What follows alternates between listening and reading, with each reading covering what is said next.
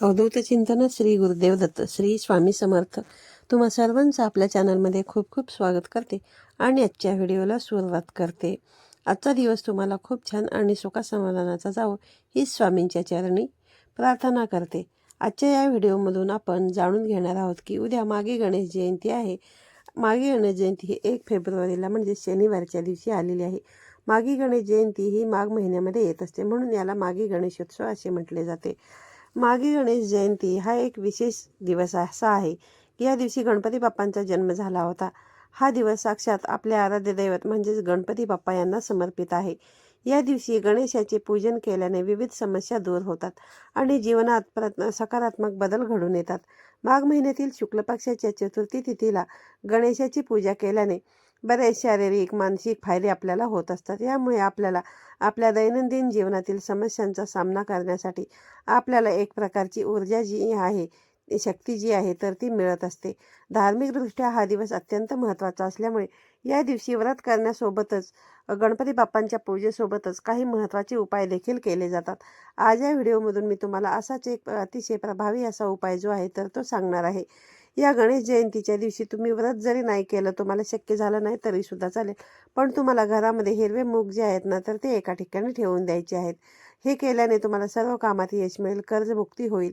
तुमच्या मनातील कितीही कठीणातील कठीण इच्छाही ताबडतोब गणपती बाप्पा पूर्ण करतील. साक्षात गणपती बाप्पा हे तुमच्यावरती प्रसन्न होतील. तर असे हिरवे मूग कुठे ठेवायचे आहेत, कोणत्या वेळेमध्ये ठेवायचे आहेत आणि हा उपाय कधी करायचा आहे याबद्दलची सविस्तर माहिती जाणून घ्यायचा असेल तर व्हिडिओ स्किप न करता शेवटपर्यंत पाहत राहा.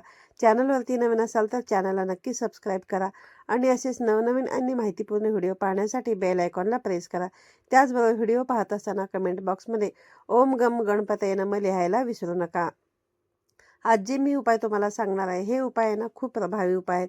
त्यामुळे या दिवशी तुम्ही गणपती बाप्पांची पूजा करून हे प्रभावी उपाय जे आहेत तर ते केले तर बघा काय होतं की या दिवशी गणपतींचे तत्व जे आहे तर ते पृथ्वीवरती कितीतरी पटीने जास्त प्रमाणामध्ये जागृत असते आणि त्यामुळे या काळामध्ये केलेले हे जे काही उपाय असतात ते खूप प्रभावी ठरत असतात. ज्यांना पहा संतान प्राप्ती होत नाही, ज्यांना मूलबाळ होत नाही, अशा लोकांनी या दिवशी व्रत करून जर गणपती बाप्पांना हिरवे मूग अर्पण केले तर हे हिरवे मूग अर्पण केल्याने त्यांना संतान प्राप्ती देखील होऊ शकते. हे हिरवे मूग अर्पण करण्या अगोदर तुम्हाला तुमच्या देवघरातील गणपती बाप्पांची विधिवत पूजा करायची आहे. गणपती बाप्पांचा फोटो असेल तर तो स्वच्छ पुसून तुम्हाला घ्यायचा आहे. मूर्ती असेल तर मूर्तीवरती अभिषेक करायचा आहे. यानंतर गणपती बाप्पांना तुम्हाला जास्वंदाची फुलं, दुर्वा, तिळाचा नैवेद्य तुम्हाला अर्पण करायचा आहे. धूप दीप अगरबत्ती लावून वातावरण तुम्हाला प्रसन्न ठेवायचं आहे. यानंतर ज्यांना बघा मूलबाळ होत नाही त्यांनी संतान प्राप्तीसाठी तुम्हाला जितके शक्य होतील तितके हिरवे मूग जे आहे तर ते तुम्हाला गणपती बाप्पांना अर्पण करायचे. तुम्ही हे मूग मंदिरामध्ये अर्पण केले तरी देखील चालेल. आता हे जे हिरवे मूग आहेत हे अर्पण करत असताना तुम्हाला एका मंत्राचं 108 वेळा पठण जे आहे तर ते करायचं आहे. तर तो मंत्र म्हणजे ओम गम गणपतये नमः हा गणपती बाप्पांचा महामंत्र आहे. या मंत्रामध्ये इतकी शक्ती आहे की जो व्यक्ती मनोभावे या मंत्राचं पठण करतो गणपती बाप्पा त्याच्यावरती प्रसन्न होत असतात आणि म्हणूनच या मंत्रासोबतच तुम्हाला या दिवशी गणपती बाप्पांना हिरवे मूग दे अर्पण करून तुम्हाला संतान प्राप्तीसाठी मूलबाळ होण्यासाठी बाप्पांना मनोभावे प्रार्थना करायची आहे. आता हे हिरवे मूग जर तुम्ही घरीच तुमच्या अर्पण करणार असाल तर मग बघा त्याचं दुसऱ्या दिवशी ते जे हिरवे मूग आहेत ना तर ते तुम्हाला गाईला खाऊ घालायचे आहेत. त्याचबरोबर जर तुमच्या मुलांचं लक्ष अभ्यासामध्ये लागत नसेल, मुलं जे काही अभ्यास करतात ते मुलांच्या लक्षात राहत नसेल, बऱ्याच वेळा असं होतं की मुलं भरपूर अभ्यास करतात परंतु परीक्षेला गेल्यानंतर मुलांना काहीही आठवत नाही. भरपूर शिकलेले असतात परंतु मनासारखी नोकरी त्यांना मिळत नाही. मुलं खूप हट्टीपणा करतात, आपण जे काही सांगतो ते ऐकत नाहीत. त्याचबरोबर त्यांना कोणत्याही क्षेत्रामध्ये यश मिळत नाही किंवा बघा मुलांच्या कोणत्या ना कोणत्या इच्छा असतील तर ते बघा तुम्ही मागे गणेश जयंतीच्या दिवशी गणपती बाप्पांना 108 हिरवे मूग आणि 108 दुर्वा या ज्या आहेत तर त्या तुम्हाला गणपती बाप्पांना अर्पण करायच्या आहेत आणि ते करत असताना ते तुम्हाला तुमच्या मुलांच्या हातून अर्पण केला तरी चालतील किंवा मग तुम्ही स्वतः आई वडील म्हणून देखील त्या गणपती बाप्पांना अर्पण करू शकता. आणि 108 वेळा तुम्हाला ओम गम गणपतये नमः ओम गम गणपतये नमः या मंत्राचं पठण करायचं आहे. यानंतर दोन्ही हात जोडून गणपती बाप्पांकडे तुमच्या मुलांची प्रगती होण्यासाठी, त्यांना शिक्षणामध्ये यश मिळण्यासाठी मनोभावे तुम्हाला प्रार्थना करायची आहे. हा एक उपायसुद्धा मुलांसाठी खूप प्रभावी आहे. त्यामुळे तुम्ही या गणेश जयंतीच्या दिवशी दिवसभरामध्ये अगदी सकाळपासून ते संध्याकाळपर्यंत हा उपाय तुम्ही कधीही करू शकता. जो पहिला उपाय मी तुम्हाला सांगितला तो देखील तुम्ही दिवसभरामध्ये कधीही केला तरी देखील चालेल. तसेच ज्यांना कोणत्याही कामामध्ये यश मिळत नाही, तुमच्या प्रॉपर्टी संबंधित असतील किंवा एखादी जमीन वगैरे तुम्हाला घेण्याबद्दल किंवा विकण्याबद्दल काही समस्या असतील, तुमचा एखादा व्यवसाय असेल, व्यापार असेल, तो चांगला चालत नसेल किंवा तुमच्या जीवनामध्ये एखादा शत्रू असेल, त्या शत्रूचा तुम्हाला वारंवार त्रास होत असेल, तर मग बघा तो शत्रू तुम्हाला त्या शत्रूचं नाव माहिती असेल किंवा तो तुमचा शत्रू गुपित असेल, तरीसुद्धा या सर्व समस्या ज्या आहेत ना, तर त्या दूर होण्यासाठी तुम्हाला या गणेश जयंतीच्या दिवशी गणपती बाप्पांची विधिवत पूजा केल्यानंतर गणपती बाप्पांना शमीपत्र अर्पण करायचे आहेत. 21 शमीपत्र तुम्ही गणपती बाप्पांना अर्पण करू शकता. 101 शमीपत्र अर्पण करू शकता. 108 शमीपत्र अर्पण करू शकता. जितके तुम्हाला शक्य होईल तितके शमीपत्र तुम्ही या दिवशी गणपती बाप्पांना अर्पण करून तुमची जी काही अडचण आहे ती अडचण गणपती बाप्पांना मनोभावे तुम्हाला प्रार्थना करून सांगायची आहे.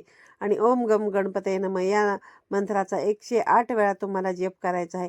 त्याचबरोबर जर तुमच्या घरामध्ये पैसा टिकत नसेल, तुम्हाला पैशांच्या अडचणी येत असतील किंवा तुमच्या घरामध्ये पैसा येतो पण आलेला पैसा जो आहे तर तो तुमच्या घरामध्ये टिकत नाही, कोणाच्या आजारपणामध्ये किंवा इतर कुठल्याही कारणामधून तो तुमच्या घरातून निघून जात असेल किंवा मग भरपूर असं कर्ज तुमच्यावरती झालेलं असेल, तर यासारख्या अनेक आर्थिक समस्या अडचणी दूर होण्यासाठी तुम्हाला या गणेश जयंतीच्या दिवशी एक तांब्याचा कलश भरून पाणी घ्यायचं आहे आणि त्या कलशामध्ये तुम्हाला 1 चमचाभर हळद आणि 1 चमचाभर गंगाजल टाकायचे आहे आणि या पाण्याने तुम्हाला गणपती बाप्पांचा अभिषेक जो आहे तर तो करायचा आहे. अभिषेक केल्यानंतर गणपती बाप्पांना 1 सुपारी, 1 जास्वंदाचे फूल, 21 दुर्वा, त्याचबरोबर तुम्हाला 1 वाटीभर हिरवे मूग गणपती बाप्पांना अर्पण करून तुमच्या सर्व आर्थिक अडचणी दूर होण्यासाठी मनोभावे प्रार्थना करायची आहेत.